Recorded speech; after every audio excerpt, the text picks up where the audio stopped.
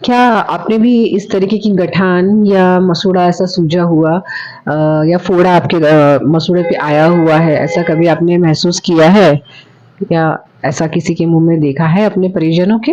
अक्सर लोग इसे घर में ही उंगली से, सुई से, लकड़ी से दबा के फोड़ने की कोशिश करते हैं, ये सोचकर कि ये कोई मामूली सा पिंपल है।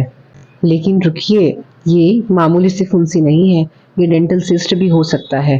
डेंटल सिस्ट यानी मवाद या पस से भरा हुआ गुब्बारा या थैली जो आपके मसूड़े के नीचे बन रही है। अगर आपने इसे गलत तरीके से छेड़ा तो ये अंदर में जाके और भी ज़्यादा फैल सकता है और आपका तकलीफ और ज़्यादा बढ़ा सकता है। ये सिस्ट तब बनते हैं जब आपके जड़ के नीचे में, जब आपके दाढ़ के जड़ के नीचे में एक सूजन सी आने लगती है या एक इन्फेक्शन बनने लगता है। जब इन्फेक्शन ज़्यादा बढ़ने लगता है तो बैक्टीरिया जो है वो तेज गति से जड़ों के नीचे में बनने लग जाते हैं। तो आपका शरीर उन बैक्टीरियल इन्फेक्शन से लड़ने के लिए यहाँ पे एक थैली से तैयार कर देता है या सैक तैयार कर देता है, एक सुरक्षा कवच जैसा। धीरे धीरे इसमें प्रेशर बढ़ते जाता है, उसके अंदर मवाद तैयार होता है, धीरे धीरे एक प्रेशर बढ़ते जाता है और कुछ दिनों के बाद में ये सूजन आपको मसूड़े के बाहर दिखने लगती है। एक दाने के रूप में ये आपको दिख सकती है पहले तो शुरुआत में, जिसे हम कभी कभी एब्सेस कहते हैं डेंटल लैंग्वेज में। अब इसे ट्रीट कैसे किया जाता है? जब आप डेंटिस्ट के पास जाते हैं तो डेंटिस्ट सबसे पहले देखते हैं कि कारण क्या है आपके दांत में इस तरीके का सूजन आने का या डेंटल सिस्ट बनने का।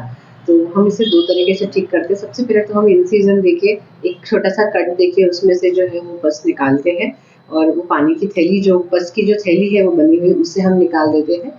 एंड उसके बाद में उस दांत में रूट कैनाल की भी ज़रूरत पड़ती है साथ साथ में, ताकि जो इन्फेक्शन है अंदर में फिर से दोबारा ना आए और आपका जो इन्फेक्शन है पूरी तरीके से उस जड़ के नीचे से निकल जाए। आप इसे खुद से जब फोड़ते हैं तो आप जो है वो बैक्टीरियल इन्फेक्शन को और बढ़ावा दे देते हैं। ये दाना जो है आप जितनी बार फोड़ोगे उतनी बार ये वापस आते रहेगा। इसलिए आप घर में इस तरीके की प्रक्रिया ना करें, अपने डेंटिस्ट से जाके।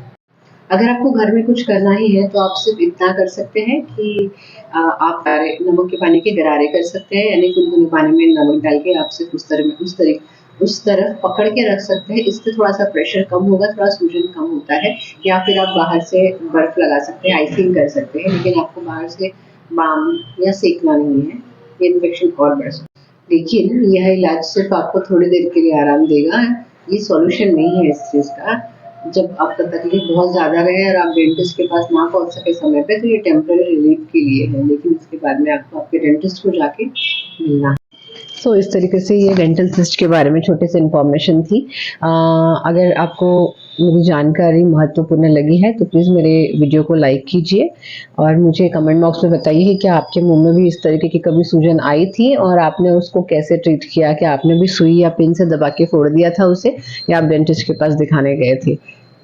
और हाँ, मेरे चैनल को सब्सक्राइब करना ना भूलें और स्वस्थ रहे, मुस्कुराते रहे। तब तक के लिए बाय।